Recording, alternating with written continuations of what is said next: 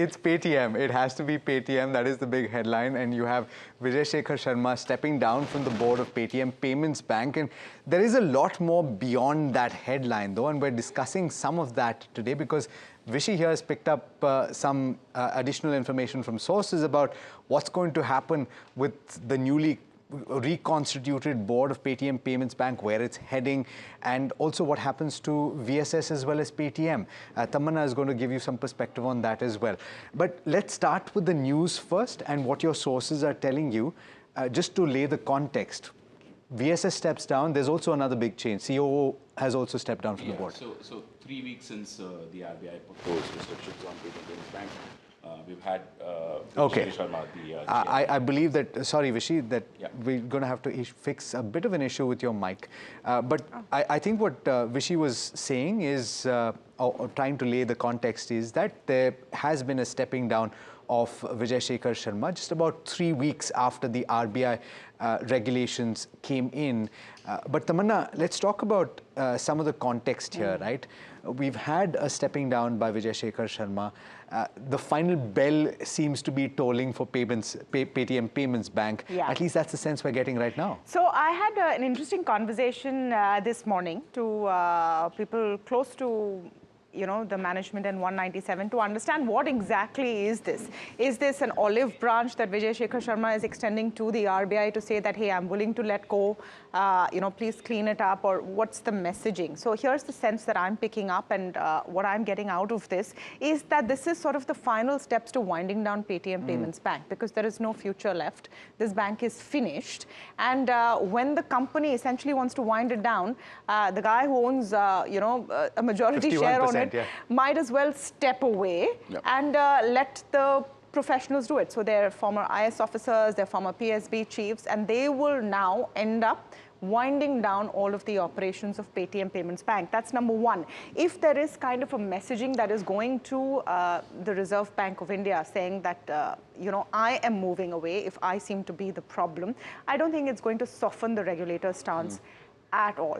Having said that, also keep in mind that even while the RBI has, in the view of some, been quote-unquote harsh in its action on Paytm Payments Bank, they have not said a word about Vijay Shekhar Sharma or the guys that run 197 Communications, which is why you've probably seen a 20% up move in the last 5 sessions, a sharp recovery. That leaves enough room for Vijay Shekhar Sharma and co. to sort of contain the Paytm Payments Bank mess, distance themselves. And my sense is that he's going to go back to the drawing board because he still has the Paytm brand. He has a decent market share, and he has shown the propensity to strategize and change track. So with that app, which people don't seem to be fleeing in large droves right now, what do you do? There is so much that you can add on. He already wanted to be a one app for everything kind of a play. It didn't work out, but there is enough scope for him to go back to the drawing board. What I also learned is that what we saw in the press release yesterday and the exchange filing is a decision which was taken about 10 to 12 days ago, at least the day when the RBI FAQs came out and made it clear that there's no hope. That's the day the decision was made that Vijay Shekhar Sharma will step down. What we saw last evening was just the logical conclusion of it. So it kind of, it rings the same sort of tone that Vishy is picking up from his sources. So let's lay that out as well. Vishy, you were laying the context and you were saying 3 weeks after. So 3 weeks since the Reserve Bank of India has introduced those business restrictions on Paytm Payments Bank, you've had the chairman of the bank step down. For all intents and purposes, Vijay Shekhar Sharma was the man at Paytm Payments Bank, owns 51% stake, more or less decision-making was his domain. And of course, Bhavesh Gupta, the COO of Paytm, who was also on the Paytm Payments Bank board, has now stepped down. He was a nominee director. See, what the sources are telling us about what this board intends to do is sort of bring back this bank to glory, and that kind of a little bit of sloganeering. But at the end of the day, as Tamanna was pointing out, there's really no future to this bank. There's nothing left. There's nothing left in the bank to fix. And you're talking about 17 days to 17 the deadline. days. 15th of March, all banking operations will stop existing at Paytm Payments Bank. So really, there's nothing to save. This is more of an effort to distance the promoter away from a dying entity. It's also sort of a way to put the problems on away, because if you notice when you lose the Paytm app, right, the wallet earlier called Paytm wallet is now being referred to as a Paytm Payments Bank wallet. They've removed they're building that distance with the entity and trying to say that, okay, we are now figuring out other options. We're trying to tie up with other banks.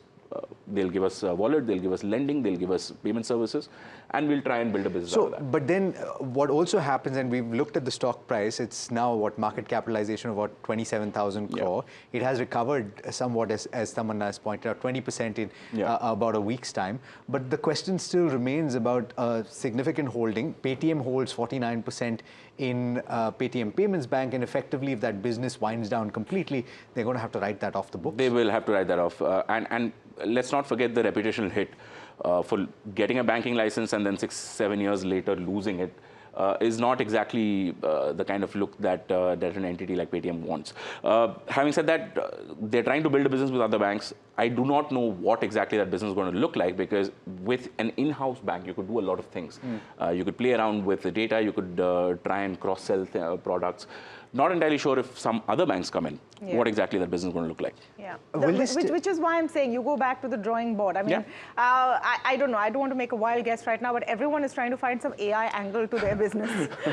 Knowing Vijay, Shekhar, Sharma's style, don't be surprised he comes up with something new. I'm very curious. If you're talking about Paytm, we're going back to what it was at the onset, right? Pretty much. Yeah.